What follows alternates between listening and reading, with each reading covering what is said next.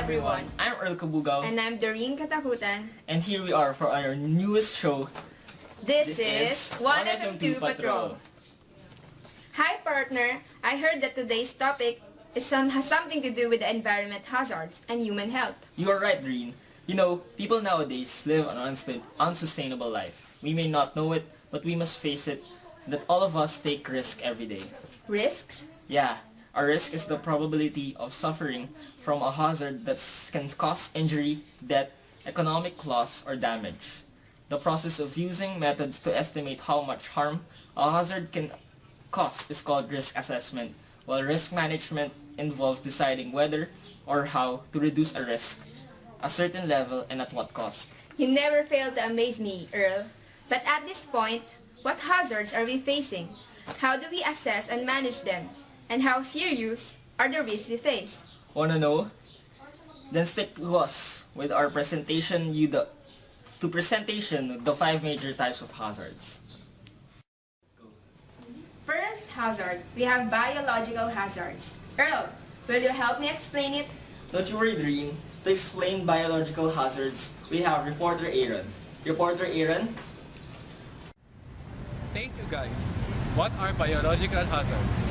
Biological hazards are organisms or byproducts from organisms that are potentially harmful to human beings. They include pathogenic bacteria, viruses and parasites, and other toxins that are caused by other organisms. They are classified as transmissible and non-transmissible disease. Transmissible disease is an infectious disease that can be transmitted from one person to another. By the word itself, we can surely know that we can acquire this by simply having contact with another person, like by simply communicating with that infected person. On the other hand, non-transmissible disease doesn't spread from one person to another. For example, cancer and asthma. Many are wondering, how do we prevent them? To prevent them, we need to reduce or eliminate exposure to biological agents, practicing good personal hygiene like washing your hands regularly. Handle and dispose all biohazardous waste materials safely. Ensure that any equipment that might harbor biohazards is regularly maintained, clean, and sterilized. This is Aaron Ang reporting for 1FM2 Patrol. Wow, that was really harmful. Well, we now proceed to the second hazard, right Earl? Yeah. Next, now we have the chemical hazards. Reporter Cami, it's your turn. Chemical hazards are present when a person is exposed to a harmful chemical at home or at work. The chemicals can be in the form of solids, liquids, and gases. Detergents, drugs, pesticides, bleach, acids, and other cleaning materials are just some of the chemical hazards that are commonly found in households. These chemicals shall not be placed inside the dwelling place of the living room. As much as possible, keep them in the garage or shed. An alternative of putting them in the garage or shed is to put them under the kitchen sink or bathroom closet. Make sure that these chemicals are out of reach of children. This is Kami Yang reporting for 1FM2 Patrol. I can't believe it. There's harm even in our own home. We really should be careful. You're right, Doreen. So, are you ready to move on? Not really. There's so much information that I think my mind's gonna explode anytime. If that's the case, let's take a break first. Good idea. So we will be back for more educational report from me and my partner. This is 1FM2 Patrol.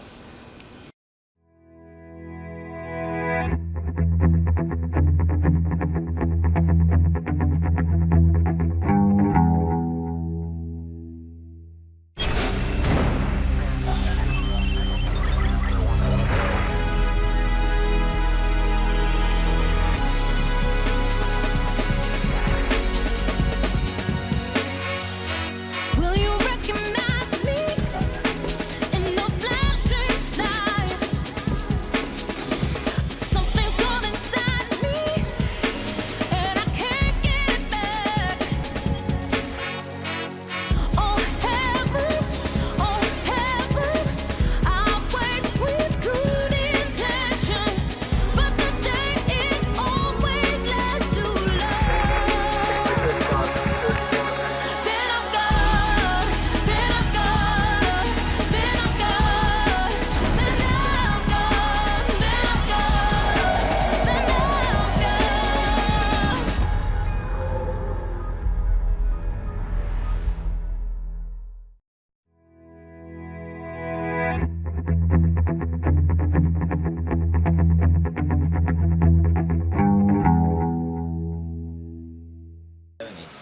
now we're back.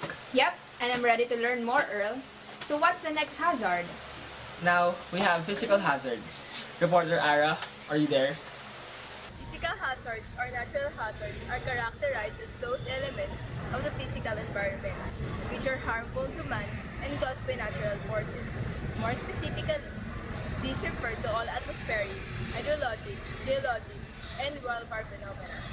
Examples are earthquake, landslides, typhoon, and volcanic eruptions. Tips: stay informed through local radio and TV stations to know updates about the weather. Prepare an emergency supplies kit to ride out any event. Among items to include a radio with extra batteries, water, have a gallon, about a gallon per person and pet per day. Stock enough for at least 3 days. Include extra water for sanitation. Non-perishable food and all important manual can opener. Have enough food for at least 3 days. Flashlights, extra batteries, and portable chargers for cell phones and such. Charge all cell phones. Garbage bags, matches in a waterproof container, personal hygiene product. This is Ara Salazar reporting for 1FM2 Patrol. Thank you, Reporter Ara. What do we have next? Cultural hazards. Take it away, Reporter Mary. Thank you, guys. Cultural hazards result from where we live, our socioeconomic status, occupation, and the choices we make. It is also the common ways of life and set of thoughts and feelings shared by the members of the society. These are hazards that are widely evident in Poverty. Practices of storing drinking water uncovered. Open defecation. Not hand washing before meals and after latrine use. Working conditions. People working in rural and urban areas depending on the condition of the said environment. Criminal assault. Battery the use of force against another resulting in harmful, offensive, or sexual contact. This is Mary reporting for 1FM2 Patrol. Thank you for that wonderful report, Reporter Mary. Moving on, did you know that the several key lifestyle choices can affect your risk for developing disease? Lifestyle choices do affect an individual's health enormously. Bad lifestyle choices diminish health, while healthy lifestyles lead to increased health.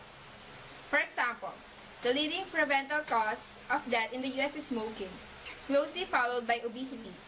Choosing to avoid tobacco and maintain a healthy body weight will greatly reduce your risk of developing diseases such as heart disease, stroke, cancer, and diabetes. And I actually have tips for the people that smoke. Find a strong inner determination to stop smoking because tobacco creates a habit on a variable reinforcement schedule. And actually, living a healthy life can do much more than make you feel better today. It can help you avoid a plethora of health problems as you age. Small, simple changes to your daily life can pay big dividends in the long run. So here are the do's and don'ts that can help you feel better. Do sleep well. A well-rested body is the foundation for a healthy lifestyle. If you're constantly missing out on sleep, you're hurting not only your body but your mind. Sleep helps to improve your memory, your creativity, and even your lifespan. Don't stay up for just one more show. Kids, go to sleep! One more show, Mom! It's easy to get caught up in what you're doing, whether it's folding laundry, updating your Facebook and Twitter, or staying up to watch your favorite show. You'll have a lot more energy to deal with anything that comes your way after getting at least 8 hours of sleep.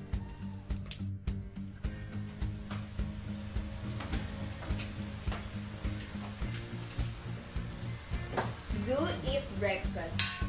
People who eat breakfast are more likely to maintain a healthy diet and lifestyle. And it's been shown that kids score better on tests and in school after eating breakfast.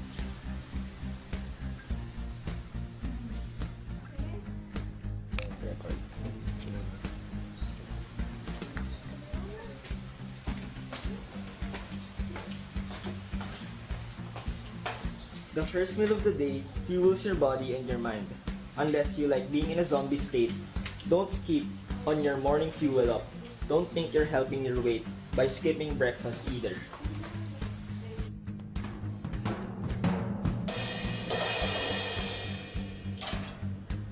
Stay hydrated. The human body is comprised of approximately 60% water. We're constantly excreting water throughout the day due to our normal bodily function.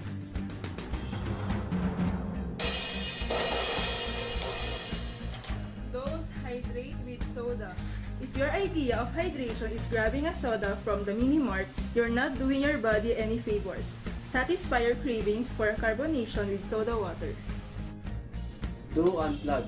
Smartphones, computers, tablets, and e-readers make it very easy to get stuck in front of a screen for hours on end.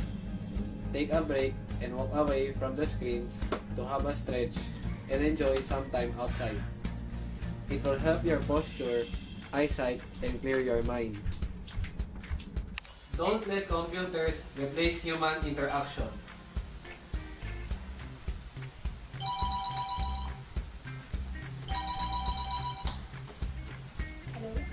With texting and email replacing conversations, you need to make a real effort to connect with colleagues, family, and friends in person.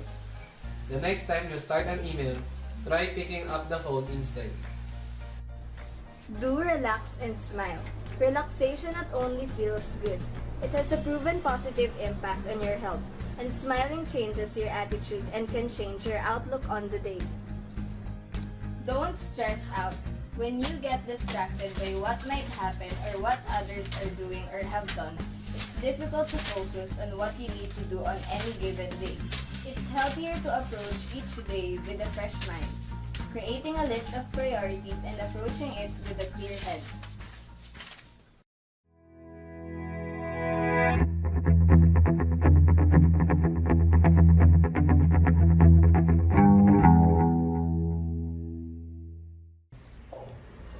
Good day! We're here in DOH to interview one of the resource person of Environmental and Occupational Health Office.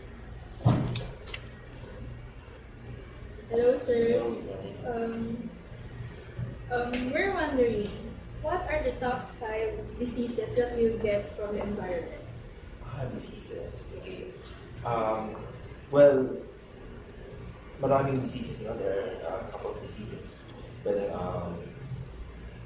kasi sa environment, hazards are coming from the biological sources, physical hazards, and then chemical hazards. So actually, daming diseases na.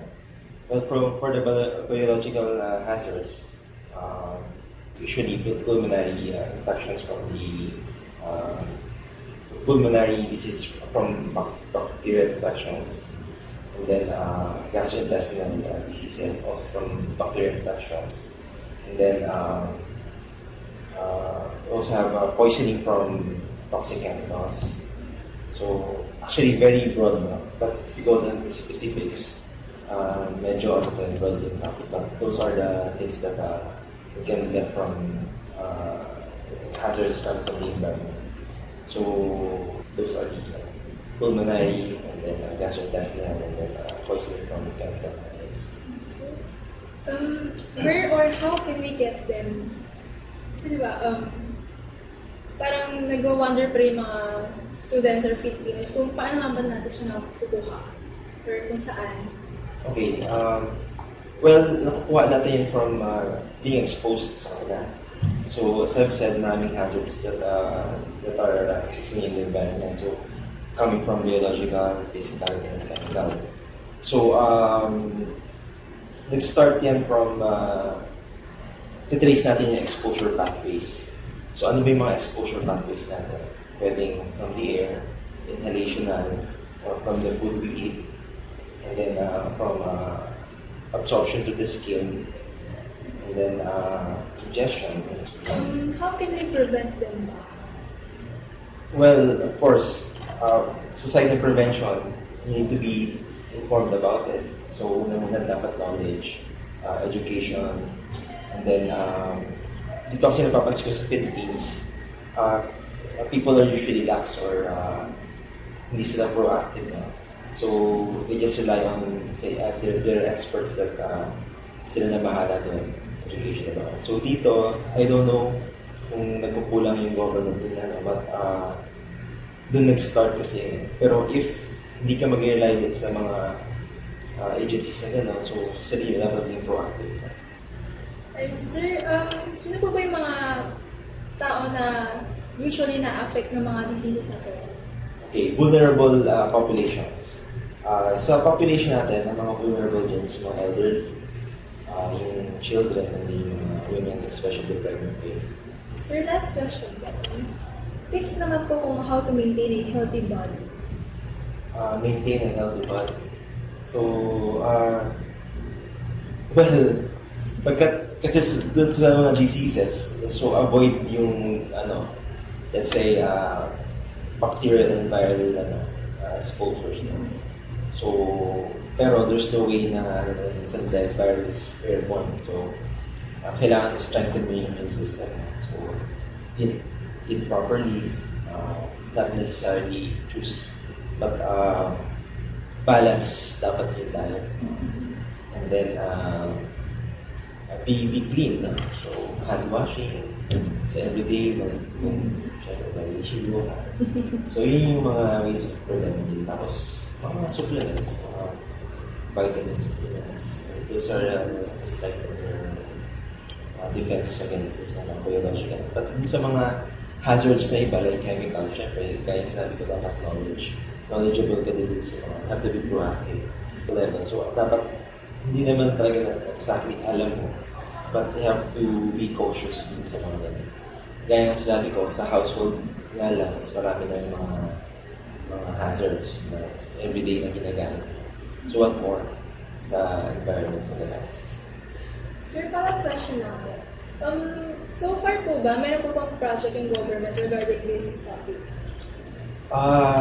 Meron, kasi but it's not solely the Department of Health, but in collaboration with other government agencies like Department of Environment and Natural Resources, particularly yung Environmental Management Bureau. So they are the ones. As I've mentioned, we have mandates para hindi mag-overlap yung mga work. So kami, we make policies for the prevention, diagnosis, and treatment of diseases. Tapos sila naman, they are on the monitoring side. Also, may regulatory bodies din. Sa Department of Health, mayroong policy making, may regulatory. Yung regulatory yung nasa Food and Drug Administration. Sa DNR, sila yung mga nagmamonitor ng environmental impact ng mga hazards sa environment. So, meron mga programs na, like dito, meron kami ginagawa, mostly researches na. So, sa mga things na wala pa masyadong information, set aside kami ng fund for researches.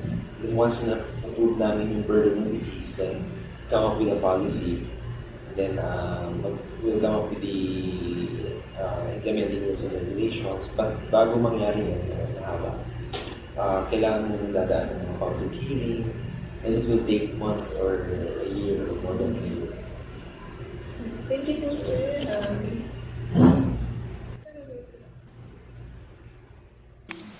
It's time for my favorite part of the show. To give you some trivia about our topic today, here's Kuya Earl for Trivia here, trivia there, trivia everywhere. Trivia here, trivia there, trivia everywhere. I am Kuya Earl, and I will be giving you some trivias that are much related to our topic today. Kidney beans actually heal and help maintain function, and they look exactly like human kidneys. They are rich in fiber, provide energy, stabilize food, blood sugar, and contain many vitamins, minerals, and nutrients. Kidney beans, along with a healthy lifestyle, will keep the body's kidneys healthy. The kidneys regulate fluid in the body and help remove waste products from the blood. Did you know the cross-section of carrot looks like the human eye? The pupil, iris, and radiating eyes look just like the human eye. And science now shows carrots greatly enhance blood flow to the eyes and aid in the general functions of the eyes. Kuya Earl is really smart. I agree. Oh my god, partner. This is my least favorite part of the show. Actually, I hate this part. Me either. Ladies and gentlemen, sad to say, but the time is over. Thank you so much for sticking with us, and we hope that you enjoyed our show. Till next time, just remember that This is 1FM2 Patrol.